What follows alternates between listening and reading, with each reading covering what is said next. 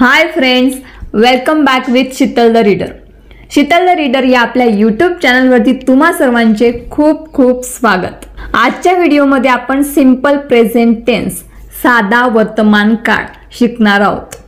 पण त्याआधी जर तुम्ही आपल्या चॅनलला सबस्क्राइब केलं नसेल तर लगेच सबस्क्राइब करा, कारण इथे आपण खूप सोप्या पद्धतीने इंग्लिश शिकत असतो. चला तर मग सुरुवात करूया आजच्या व्हिडिओला.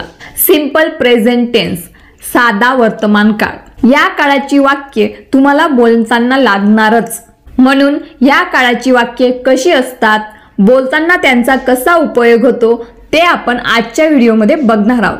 पहिल्यांदा आपण ह्या काळाचा उपयोग लक्षात घेऊ. उपयोग लक्षात येण्यासाठी आपण पुढे काही साध्या वर्तमान काळाची मराठी वाक्ये बघूया. या वाक्यांची क्रिया लक्षात घ्या. वाक्य 1, सूर्य पूर्वेस उगवतो. 2, उदय खोटे बोलतो. 3, विनोद अमेरिकेत राहतो. ती रोज सकाळी लवकर उठते. ते रोज 16 तास काम करतात. या वाक्यांपैकी कुठल्याही वाक्यांमध्ये क्रिया चालू दिसत नाही. या नेहमीच्या होणाऱ्या क्रिया आहेत. यावरून तुमच्या लक्षात आलं असेल की साधा वर्तमान काळ हा नेहमीची सवय सांगण्यासाठी वापरला जातो. आता आपण जी वाक्य बघितली त्याच्यामध्ये सूर्याचं उगवणं रोजचंच आहे. सूर्याचं पूर्वेस उगवणं रोजचंच आहे. खोटे बोलणं ही उदयची सवयच आहे.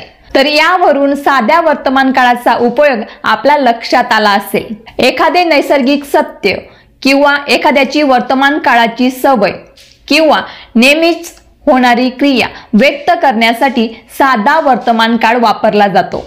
साधा वर्तमान काळ वापरतात म्हणजे नेमकं काय? साधा वर्तमान काळ वापरतात म्हणजे आता आपण साध्या वर्तमान काळाची जी रचना बघणार आहोत ती रचना वापरतात. मराठी वाक्याच्या म्हणजे क्रियापदाच्या शेवटी तो, ते, त, ता, त, तोस, तेस असल्यास समजावे की वाक्य साध्या वर्तमान काळाचं आहे. वाक्य साध्या वर्तमान काळाचं आहे हे निश्चित झालं तर ते इंग्रजीमध्ये करताना पुढील रचना वापरतात. कर्ता प्लस क्रियापदाचे पहिले रूप एस प्रत्यय प्लस इतर वाक्य. म्हणजे वाक्याची सुरुवात कर्त्यापासून होते. वाक्यामध्ये कर्ता ओळखणं अगदी सोपं आहे. कर्ता म्हणजे क्रिया करणारा. तर जो वाक्यामध्ये जो क्रिया करतो तो कर्ता होईल. तर तो, तू, मी, ते, राम, श्याम हे शब्द म्हणजे कर्ते. मराठीच्या वाक्यांमध्ये बऱ्याचदा पहिला शब्द म्हणजे कर्ता असतो आणि कर्त्यानंतर क्रियापदाचे पहिले रूप येईल आणि गरज पडली तर क्रियापदाला यस लागेल. यस केव्हा लागतो ते आपण पुढे बघणारच आहोत. आणि वाक्यात जे काही शिल्लक राहील ते क्रियापदाच्या पुढे येईल. तर इथपर्यंत आपण साध्या वर्तमान काळाचा उपयोग, ओळख आणि रचना हे लक्षात घेतलं.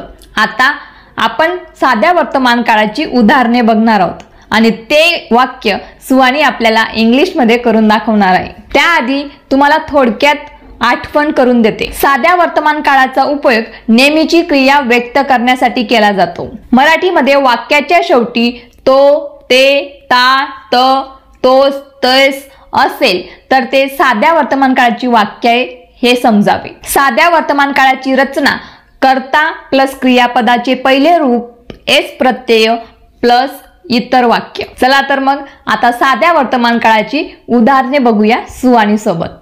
मी जाते. I go. मी तिथे जाते. I go there.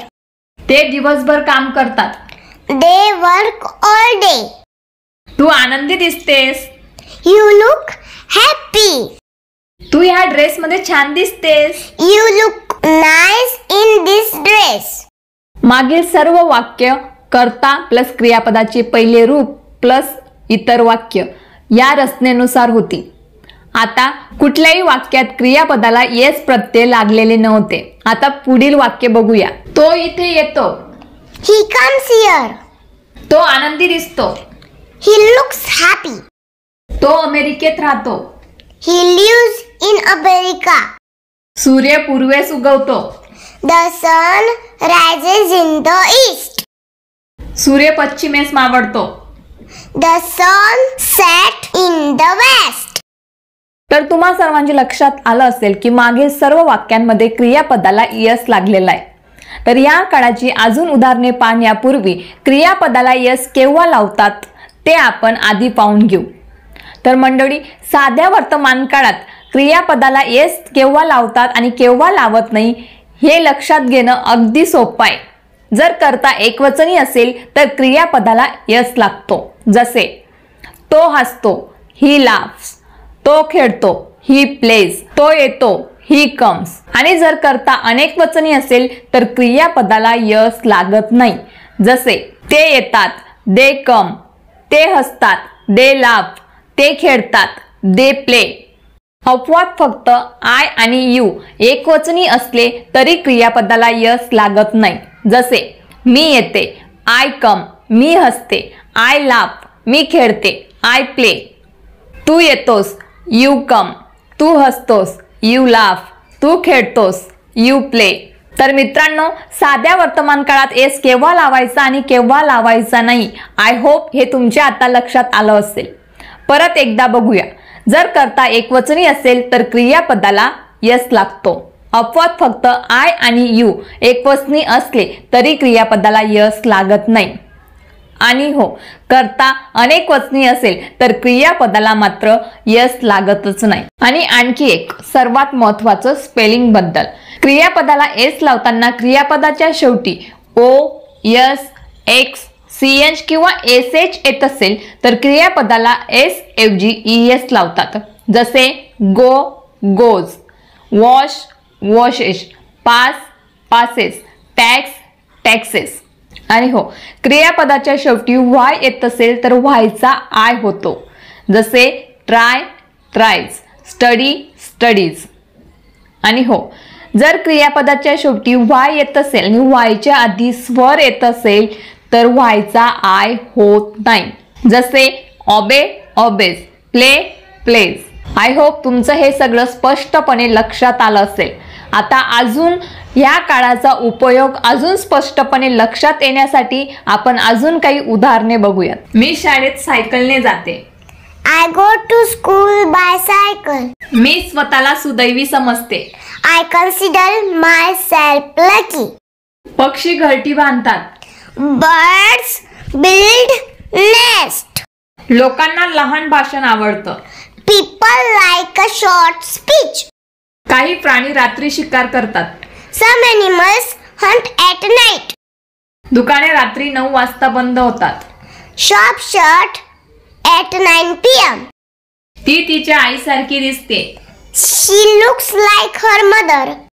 ही बस पुण्याला जाते. This bus goes to Pune. तर मंडळी, आय होप तुम्हाला आजचा व्हिडिओ आवडला असेल. जर तुम्हाला आजचा व्हिडिओ आवडला असेल तर लगेच सबस्क्राईब करा आणि लाईक शेअर करायला विसरू नका. धन्यवाद. धन्यवाद.